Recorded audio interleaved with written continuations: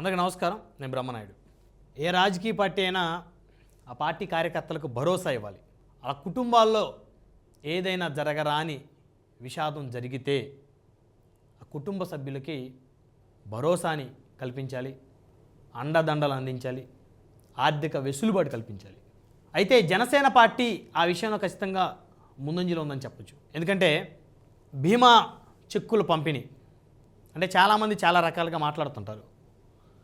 బీమా చెక్కుల పంపిణీకి సంబంధించి ఇన్సూరెన్స్ ఎక్కడైనా కట్టుకోవచ్చు, ఇప్పుడు జనసేన సభ్యత్వం తీసుకుంటేనా, తీసుకోకపోతే రాదా, వేరే ఇన్సూరెన్స్ కట్టుకోవచ్చు, వేరే ఇన్సూరెన్స్ కూడా కట్టుకోవచ్చు. కానీ ఫాలోఅప్ చేసి చెక్కులు తీసుకొని బాధిత కుటుంబాన్ని పిలిచి వాళ్ళ మంచి చెడులు అడిగి వారికి అందించడం అనేది అది ఒక బాధ్యత.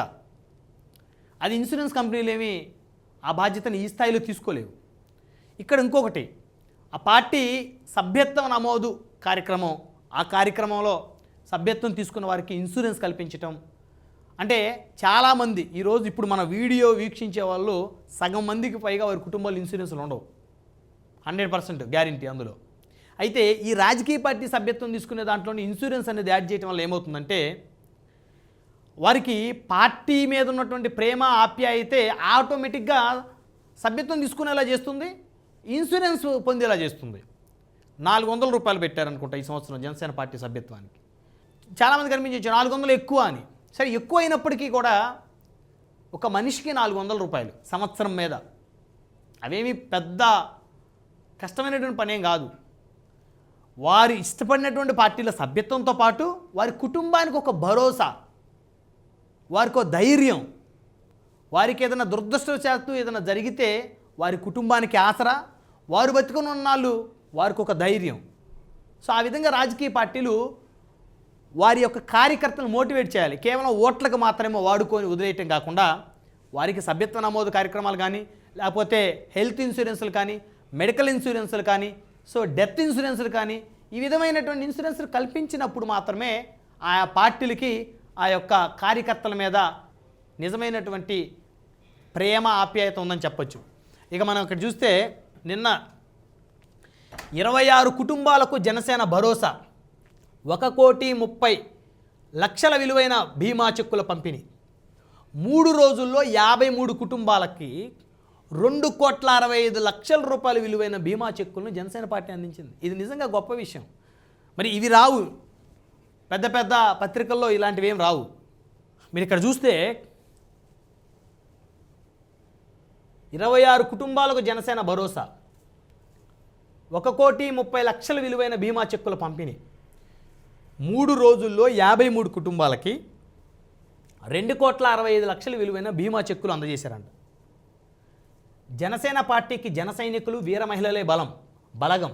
వారిని అధ్యక్షులు శ్రీ పవన్ కళ్యాణ్ గారు సొంత కుటుంబ సభ్యులుగా భావిస్తూ ఎల్లవేళలా అండగా ఉంటారని పార్టీ ప్రధాన కార్యదర్శి శ్రీ రామ్ తాలూరు గారు స్పష్టం చేశారు. ఉత్తరాంధ్ర, రాయలసీమ ప్రాంతాల పరిధిలో ఇటీవల వేర్వేరు ప్రమాదాల్లో మరణించిన 26 మంది జనసేన పార్టీ క్రియాశీలక సభ్యుల కుటుంబాలకు 5 లక్షల చొప్పున 1,30,00,000 విలువైన బీమా చెక్కులను పంపిణీ చేశారు. గురువారం మంగళగిరిలోని పార్టీ కేంద్ర కార్యాలయంలో జరిగిన కార్యక్రమంలో ఈ చెక్కులను పార్టీ క్రియాశీలక సభ్యుల కుటుంబాలకు అందజేశారు.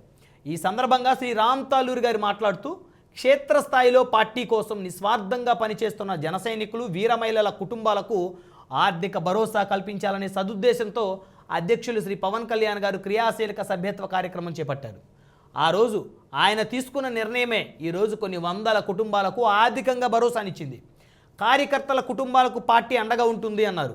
గత 3 రోజుల్లో రాష్ట్ర వ్యాప్తంగా 53 క్రియాశీలక సభ్యుల కుటుంబాలకు 2,65,00,000 విలువైన బీమా చెక్కులు అందించి వారికి అండగా నిలిచింది. ఈ కార్యక్రమంలో పార్టీ నాయకులు శ్రీ గంజి చిరంజీవి, శ్రీ పొన్న యుగంధర్, శ్రీ అలహరి సుధాకర్, శ్రీ దేవార మనోహర్, శ్రీ గోకుల రవీందర్ రెడ్డి, శ్రీ వి దుర్గారావు, శ్రీ మంజునాథ్ గౌడ్ పాల్గొన్నారు. జనసేన పార్టీ కార్యాలయం, కేంద్ర కార్యాలయం మంగళగిరి. కార్యకర్తలను చూడండి, వారి కుటుంబాలు.